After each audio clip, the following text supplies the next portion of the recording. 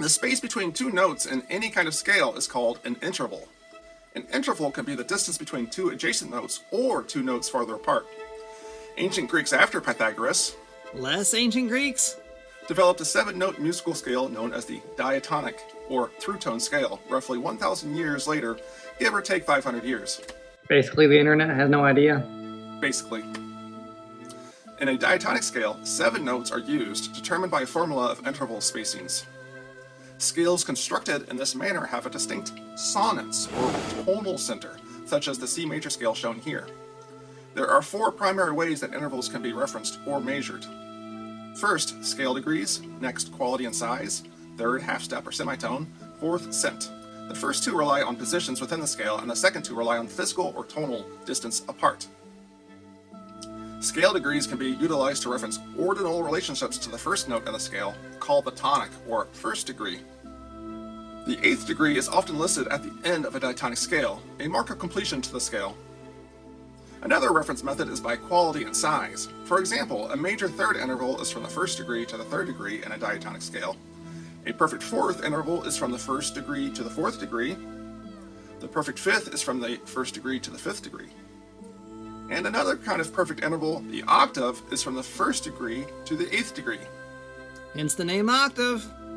The next 2 methods of measuring intervals, the half step and the cent, differ based on what tuning system one is using. The tuning system that most modern instruments use today is called equal temperament.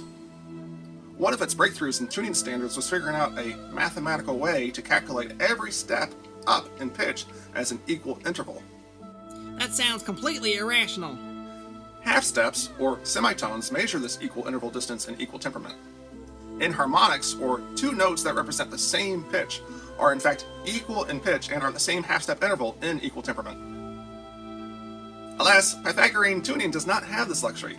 Pythagoras and his followers were really big into numbers that could be derived from simple whole number ratios. That sounds a lot more rational to me. Now, the 4th and last method to measure an interval will require a bit of sense. Do you think our viewers should give us a like if they're resonating with our frequency? Oh, that would be wonderful. I was actually talking about the next unit of measure, though, the cent. Oh, that makes sense. In music, a cent is a logarithmic unit used to measure the difference in pitch between 2 notes. Fortunately for us, though, cents can bolster the descriptions of half steps, diatonic semitones, Pythagorean apodomies, and Pythagorean commas, so I don't have to make a new chart for scratch.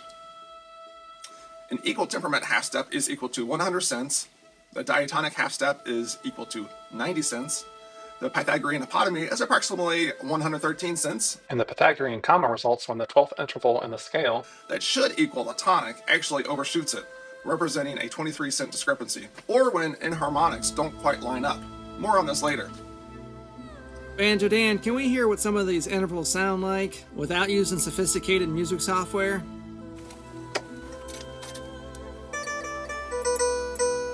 Certainly. This is a 5-string equally tempered banjo, which is the instrument of choice on my channel. I have a cent machine right here to dial into Pythagorean tuning as well.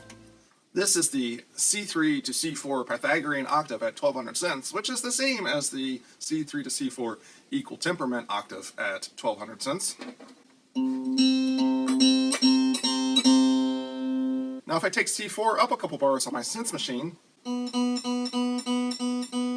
it should approximately equal the cent difference of the Pythagorean comma. So if I play C3 with the C4 being approximately 23.5 cents sharp, it'll sound like this.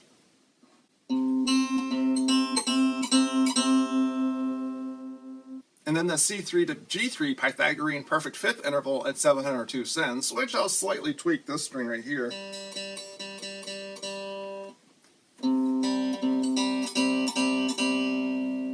Not quite perfect, but pretty close.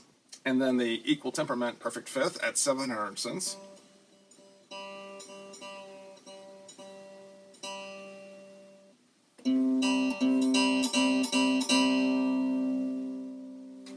Could you tell the difference?